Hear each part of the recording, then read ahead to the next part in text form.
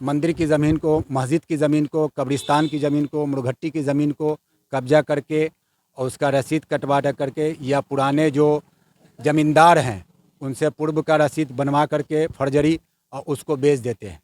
कानून व्यवस्था उन्हीं का है जो बड़े बड़े पदाधिकारी हैं या बड़े पोस्ट पे हैं या ताकतवर हैं या भूमि माफिया हैं, उनसे थाना भी मिला होता है, उनसे पदाधिकारी भी मिले होते हैं, सारे मिले होते हैं और सारा काम होता है। हमको तो बहुत सारी तकलीफ़ें, बहुत सारी वार्निंगें आई हैं, बहुत सारा पदाधिकारी के जो है, बहुत सारे कर्मचारीगण के हमको जो है वार्निंग आया है कि तुम ये सब करना छोड़ दो वरना तुम दुनिया में ज़िंदा नहीं रहोगे। मौत बरहक है, एक दिन मरना है, जीने नहीं आए तो मरना की जगह, अगर ऊपर वाले ने, अल्लाह तबारक ताला ने मेरा मौत गोली से लिखा होगा तो बीमारी से नहीं हो सकता, बीमारी से लिखा होगा तो गोली से, मरना एक दिन है तो मौत से डरना किस बात का है। न तो कानून व्यवस्था है, न शिक्षा व्यवस्था है। 7 निश्चय योजना के तहत जितनी भी योजनाएं बना उसका कोई व्यवस्था सही नहीं। जल योजना, कहीं पानी बह रहा है, रोड गंदा हो रहा है, रोड पे पानी बह रहा है। कोई भी व्यवस्था जो है, जिसको कह लीजिए एक भी व्यवस्था की सही है बिहार का, वो हम अपनी समझ से कह रहे हैं, अपनी समझ से, कि हमारे बिहार का एक भी व्यवस्था, चाहे वो शिक्षा हो या ज़मीनी भूमि माफिया हो, सारा चौपट है। सरकारी स्कूल हमारे जो सरकार के माध्यम से चलती है, जहाँ गरीब के बच्चे पढ़ते हैं, वहाँ का ये आलम है कि आपको फ़ी कलेक्शन के नाम पे, मेंटेनेंस के नाम पे 100 रुपया पर मंथ लिया जाता है। तो सफ़ी मुस्लिम हाई स्कूल है, आपको सोगरा गर्ल्स हाई स्कूल है, उसके बाद बी पाकर मिडिल स्कूल है और बहुत सारे स्कूल है। कितने स्कूल का नाम हम गिनाएं सर आपको, बहुत सारे स्कूल हैं जहां जो फ़ी कलेक्शन के नाम पे पर मंथ 100 रुपया लिया जाता है। प्लस जब एग्जामिनेशन सालाना होता है, बच्चे 5वां क्लास से 6ठे में जाते हैं तो उस नाम पे 500 से 600 रुपया लिया जाता है। आवेदन किया डीएम साहब को और उसके बाद से जो वो आवेदन सीओ साहब बहादुरपुर गया, सीओ साहब सदर गया दरभंगा, लेकिन उस पर कोई कार्रवाई नहीं हुई। जो अतिक्रमण की वजह से जाम लगता है कि एम्बुलेंस पे मरीज जाता रहता है, रास्ते पे वो दम तोड़ देता है लेकिन वो हॉस्पिटल तक नहीं पहुंच सकता है। एक कहानी थी कि एक विधायक जी आए जीत करके, उन्होंने एक आवेदन लिखा सेंट्रल सरकार को या बिहार सरकार को कि हमारे गांव में बहुत मवेशी है, इसलिए पोखर के लिए ज़मीन अधिग्रहण की आदेश की जाए। आदेश हो गया, पैसा सेक्शन हो गया। दूसरे विधायक जब दूसरे टर्म में आए तो उन्होंने कहा अरे ज़मीन सेक्शन हो गया पेपर पे, यार ज़मीन है कहाँ। लेकिन दूसरे विधायक ने कहा, उसको समझाया कि कहाँ जाओगे ये सब लेंदी में पढ़ने के लिए, तुम दे दो कि पोखर बहुत गंदा हो गया, उसको साफ़ करना है, मवेशी जो है मरता है, आदमी मरते हैं। उन्होंने लिख के दिया, सेक्शन हो गया, उनको भी पैसा, सफाई भी हो गई। तीसरे जब विधायक जी आए, कहा अरे ये पोखर का ज़मीन का अधिग्रहण हुआ, पैसा सेक्शन हुआ, कोई ज़मीन का पता नहीं है, सफाई भी हो गया, पोखर का पता नहीं है, ये पैसा कहाँ गया। तो बाकी जो ये दोनों विधायक को फंसाया जाएगा, कार्रवाई की जाएगी। तो सारे लोग विधायक बैठ करके या सारे मंत्री एमएलए बैठ करके उनको समझाते कहाँ ही चक्कर में फंस रहे हो, तुम भी जो है कुछ सेक्शन में लिख करके दो, तुम भी पास कराओ। तो उन्होंने लिख के दिया, बताया सबके मशवरे से कि तुम लिख के दो कि ये बहुत ज़्यादा गंदा हो चुका है, इसलिए पोखर को भर दिया जाए, समाप्त कर दिया जाए। लगा सारा काम पेपर पे हो गया, पैसा भी, ज़मीन भी अधिग्रहण हुआ, सफाई भी हो गया, पैक भी हो गया। यही कहानी आज के डेट में जो है हमारे बिहार की। सीएम नीतीश कुमार के जनता दरबार में एक फरियादी आए हुए हैं दरभंगा से। क्या कुछ इनकी फरियाद है, क्या मुद्दा लेकर ये नीतीश कुमार से मिलना चाहते हैं, इनसे बातचीत करेंगे। सर दरभंगा से आए हुए हैं, सर क्या मुद्दा है। जी, मैं दरभंगा जिला मोहल्ला जमालपुरा थाना लहरियासराय का अस्थाई निवासी हूँ। मैं वहाँ के जनता की फरियाद, मैं किसी पार्टी से विलम्ब नहीं करता हूँ, वहाँ के जनता की फरियाद लेकर के यहाँ आ रहा हूँ। 2021 7वां महीने से 24/7/2021 को मैंने आवेदन किया था, जिस पे कोई कार्रवाई नहीं हुई। फिर 15/9/2021 को आवेदन किया, जिस पे भी कोई कार्रवाई नहीं हुई। हमारा मुद्दा जो है वो बहुत सारा है।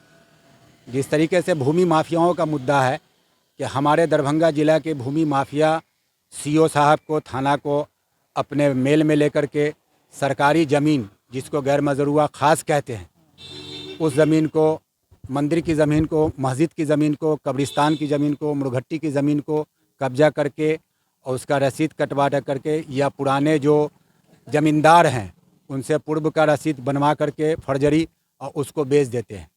ये मुद्दा हमारा, जिसका आवेदन भी दिया हुआ है, लेकिन उस पर कोई मामला कार्रवाई नहीं हुई। दूसरा मुद्दा एजुकेशन का, हमारा एजुकेशन से भी जुड़ा हुआ मुद्दा है। जो एजुकेशन के नाम पे दरभंगा में जो है बच्चों के, स्टूडेंट के गार्जियन को लूटा जाता है। जैसे प्राइवेट स्कूल वाले हैं मनमाना फीस लेते हैं। उसके बाद से जो है आपको क्लास एक्सचेंज करने तरपाने के नाम पर एग्जामिनेशन के बाद उस पर पैसा लेते हैं। ड्रेस जो है प्राइवेट स्कूल वाले हफ्ते में 3 ड्रेस, कोई स्कूल 2 ड्रेस रखते हैं, जिस पे गार्जियन को बहुत भारी पड़ता है। प्लस जो है मेंटेनेंस के नाम पे पैसा लेते हैं। बहुत सारे मामलात पे टकते हैं। सरकारी स्कूल, प्राइवेट स्कूल की बात तो क्या कहना, सरकारी स्कूल हमारे जो सरकार के माध्यम से चलती है, जहाँ गरीब के बच्चे पढ़ते हैं, वहाँ का ये आलम है कि आपको फ़ी कलेक्शन के नाम पे, मेंटेनेंस के नाम पे 100 रुपया पर मंथ लिया जाता है। और जब टीचर से सवाल कीजिए कि ये 100 रुपया पर मंथ आप किस बात का ले रहे हैं, तो वो जवाब कोई स्कूल देते हैं कि मैं क्या नाम है कि साइकिल लगाने के नाम पे, मेंटेनेंस के नाम पे। कोई स्कूल ये कहते हैं कि सरकारी टीचर का अभाव है स्कूल में, एक्स्ट्रा टीचर हम लोग अलग से रखते हैं, वो उसको पैसा देते हैं, पास से दिया जाता है। ये सब सरकारी स्कूल में होता है। जी सरकारी मेंटेनेंस के नाम पर पैसा लिया जाता है हर महीने। 100 रुपया पर मंथ लेकिन लिया जाता है। लेकिन कभी ऐसा मामला तो सामने आया नहीं। आप बोल रहे हैं कि दरभंगा में ऐसा हो रहा है। सरकार, क्या नाम है उस स्कूल का? आपको सफ़ी मुस्लिम हाई स्कूल है, आपको सोगरा गर्ल्स हाई स्कूल है, उसके बाद बी पाकर मिडिल स्कूल है, और बहुत सारे स्कूल है। कितने स्कूल का नाम हम गिनाएं सर आपको? बहुत सारे स्कूल हैं जहां जो फ़ी कलेक्शन के नाम पे पर मंथ 100 रुपया लिया जाता है। प्लस जब एग्जामिनेशन सालाना होता है, बच्चे 5वां क्लास से 6ठे में जाते हैं, तो उस नाम पे 500 से 600 रुपया लिया जाता है। बुक जो है या ड्रेस का पैसा बच्चों तक नहीं पहुंचता है, बल्कि जो है वो प्रधान अध्यापक उन्हीं बच्चों का नाम एंट्री करते हैं या भेजते हैं सरकार के यहाँ। जो जिनके गार्जियन दमंग हैं या पैसे वाले हैं, जो गरीब दबे कुचले हैं, उनका नाम जो है नहीं एंट्री तो किया। ये सब मामला जो है वो डीएम के संज्ञान में नहीं है क्या? जी नहीं, डीएम साहब को भी मैंने तो आवेदन 2014-15 से किया है, लेकिन कोई भी आवेदन पे किसी तरह का कोई मामला नहीं हुआ। दूसरा मामला आप ये बता रहे हैं कि भू माफिया जो है वो कब्रिस्तान की ज़मीन पर, मंदिर की ज़मीन पर, मस्जिद की ज़मीन पर कब्जा करके बेच देते हैं। सरकारी महकमे के द्वारा ही ये सब किया जाता है। सरकारी महकमे में जो अधिकारी बैठे हुए हैं, जी, जी, उनसे मिली भगत के द्वारा ही किया जाता है। जी उनके मिली भगत के द्वारा मैंने बहुत सारी ज़मीन जो सरकारी गैर मजरूआ ख़ास ज़मीन है, जिसका चिन्हित करके मैंने आवेदन किया डीएम साहब को। और उसके बाद से जो वो आवेदन सीओ साहब बहादुरपुर गया, सीओ साहब सदर गया दरभंगा, लेकिन उस पर कोई कार्रवाई नहीं हुई। लोक सेवा निवारण कार्यालय हमारे श्री नीतीश कुमार जी ने एक कानून बनाया, जिसके तहत कितना भी ऑर्डर हमारे पास है, बहुत सारे ऑर्डर है, जो ऑर्डर का कॉपी लगा करके मैंने श्री माननीय नीतीश कुमार जी को आवेदन भी किया है। उस एक भी पदाधिकारी, चाहे जिला पदाधिकारी हो या प्रमंडलीय पदाधिकारी हो या अनुमंडल पदाधिकारी हो, किसी की भी ऑर्डर का पालन नहीं किया जाता है। नीतीश कुमार जी ये कहते हैं कि बिहार में विकास हो रहा है, लेकिन जिस तरह से भू माफिया का वर्चस्व बढ़ गया है, भू माफिया दादागिरी पर उतर गया है, रंगदारी कर रही है, तो क्या लगता है कि सुशासन का राज नहीं है कि बिहार में? नहीं सर, ये मतलब बिल्कुल जो बोला जाता है वो आपके न्यूज़ माध्यम से है या अखबार के माध्यम से है, लेकिन ज़मीनी स्तर पे ऐसा कुछ नहीं। नीतीश कुमार जी लगातार इस बात का चर्चा करते हैं कि बिहार में जो कानून का व्यवस्था है वो बेहतर हो पाया है, लोगों को सुरक्षा मुहैया करवाई जा रही है, बिहार में विकास हो रहा है। लेकिन आए दिन खबरें आती है, आप जनता दरबार में ही देख लीजिए कि जिस तरह से भू माफिया की वर्चस्व बढ़ता जा रहा है, रंगदारी बढ़ती जा रही है, उससे कहीं ना कहीं लोग परेशान रहते हैं। तो कब तक आखिरकार ये मामला चलेगा? आखिरकार कब तक गरीबों को तरपाया जाएगा? ये तो हमारे माननीय मुख्यमंत्री श्री नीतीश कुमार जी ही बता सकते हैं कि कब तक ये चलेगा, और गरीब दबे कुचले लोग कब तक तबाह बर्बाद होते रहेंगे। रोज़गार नहीं मिल रहा है, अखबारों में आता है कि इतना रोज़गार दे रहे हैं, लेकिन कोई रोज़गार नहीं। आज बहुत सारे बेरोज़गार आपके सामने, आप तो एक मतलब कि प्रेस रिपोर्टर हैं, आपके सामने तो तमाम बातें, बेरोज़गारी कितनी है वो तो आपके सामने आते ही हुए, आपको बताने की ज़रूरत नहीं है। और जहाँ तक कानून व्यवस्था की बात है, तो कानून व्यवस्था उन्हीं का है जो बड़े बड़े पदाधिकारी हैं या बड़े पोस्ट पे हैं या ताकतवर हैं या भूमि माफिया हैं, उनसे थाना भी मिला होता है, उनसे पदाधिकारी भी मिले होते हैं, सारे मिले होते हैं और सारा काम होता है। सामाजिक मुद्दे को लेकर आप उठा रहे हैं, लेकिन जो सामाजिक मुद्दे को लेकर उठाते हैं उनको बहुत तरह की तकलीफ़ें झेलनी पड़ती है। आपको भी तकलीफ़ें झेलनी पड़ी है? हमको तो बहुत सारी तकलीफ़ें, बहुत सारी वार्निंगें आई हैं, बहुत सारा पदाधिकारी के जो है, बहुत सारे कर्मचारीगण के हमको जो है वार्निंग आया है कि तुम ये सब करना छोड़ दो, वरना तुम दुनिया में ज़िंदा नहीं रहोगे। ये सब धमकियाँ भी हमें आई है, लेकिन मैं उस धमकी से डरने वाला नहीं हूँ। मैं लड़ूंगा इंशाअल्लाह जनता के लिए। जब तक अल्लाह तबारक ताला ने सांस दिया है, जब तक हम लड़ेंगे। लड़ेंगे, डरेंगे नहीं। डरेंगे नहीं। क्या नाम बताया आपने? हमारा नाम मोहम्मद तासिम हुआ, मोहल्ला जमालपुरा, वार्ड नंबर 31, थाना लहरियासराय, जिला दरभंगा। दरभंगा की आपसे आए हैं, मिथिला के क्षेत्र से आप आए हैं, अच्छी बात है। लेकिन दरभंगा में जिस तरह से कानून व्यवस्था बिगड़ी है, लगातार दिन दहाड़े गोली मार दी जाती है, वहाँ पे गंदगी भी दरभंगा का एक बहुत बड़ा समस्या है कि जिस तरह से गंदगी फैला हुआ है। तो आखिरकार दरभंगा जो इतना दरभंगा महाराज अपने आप में एक बहुत प्रसिद्ध है, तो जिस तरह से दरभंगा में गंदगी फैली है, क्राइम बढ़ रहे हैं, आखिरकार डीएम वहाँ के एसपी जो हैं किस तरह से काम कर रहे हैं? बस अखबारी काम कर रहे हैं, न्यूज़ चैनल के माध्यम से काम कर रहे हैं, ज़मीनी स्तर पे कोई काम नहीं है। नगर निगम का हमारे वहाँ व्यवस्था ये है कि कितनी बार मैंने आवेदन किया अतिक्रमण के लिए, लोग अतिक्रमण कर करके ज़मीन, सरकारी ज़मीन को, जिसको गैरमजरूआ आम बोलते हैं, उसको कब्जा करके उस पर दुकान और मकान बना करके किराए पे लगा करके खा रहे हैं, जिसका आवेदन मैंने डीएम साहब से लेकर के नगर आयुक्त तक को दिया, जिस पे कोई किसी तरह की कोई कार्रवाई नहीं हुई, आज तक नहीं हुई। न तो अतिक्रमण से मुक्त हुआ दरभंगा, और न हमको उम्मीद लगता है कि आगे होगा। लेकिन हमें जब तक ऊपर वाले ने सांस दिया, जब तक हम लड़ते रहेंगे। तो क्या सरकार के पास ज़मीनें ज़्यादा हो गई है क्या? वो फ्री में बांट रही है कि आखिरकार जो सरकारी महाकवे पर जो बैठे अधिकारी है, वो बैठे बैठे जो है पैसा खाना चाहते हैं, सरकार का एकदम मलाई खाना चाहते हैं? यही सही है सर, यही सही है बिल्कुल। जो कि अतिक्रमण किया हुआ जो ज़मीन है, जिसका आपको गैरमजरूआ आम ज़मीन को सरकार को भी किसी को बंदोबस्त करने का, किसी को बेचने का या किसी को फ्री में देने का राइट नहीं है। वो गैरमजरूआ आम ज़मीन है, वो जनता की ज़मीन है। उस ज़मीन को लोग अतिक्रमण करके उस पर मकान, उस पर नाला, रोड, आपको ये स्थिति है वहाँ जो अतिक्रमण की वजह से जाम लगता है कि एम्बुलेंस पे मरीज जाता रहता है, रास्ते पे वो दम तोड़ देता है, लेकिन वो हॉस्पिटल तक नहीं पहुँच सकता है। दरभंगा से आए हैं, डीएमसीएच की हालत जो है वो बिल्कुल ख़राब है। डीएमसीएच क्या लगता है? दरभंगा एम्स की भी बात चल रही है, लेकिन अभी तक इतने साल हो चुके हैं, दरभंगा एम्स का शिलान्यास तक नहीं हुआ है। डीएमसीएच में जिस तरह से सूअर घूमते हैं, कचरा जमा रहता है, तो आखिरकार दरभंगा का विकास कब होगा? क्योंकि तमाम नेता आते हैं, तमाम नेता वादा करते हैं कि हम मिथिला को चमका देंगे, मिथिला में विकास कर देंगे, लेकिन आखिरकार दरभंगा के साथ ये ठगी क्यों की जाती है? ये दरभंगा का दुर्भाग्य है, ये कह लीजिए, या फिर हमारे नीतीश कुमार जी जो माननीय बिहार मुख्यमंत्री हैं, वो अगर चाह लें तो ऐसा नहीं है कि बिहार का विकास नहीं हो सकता है।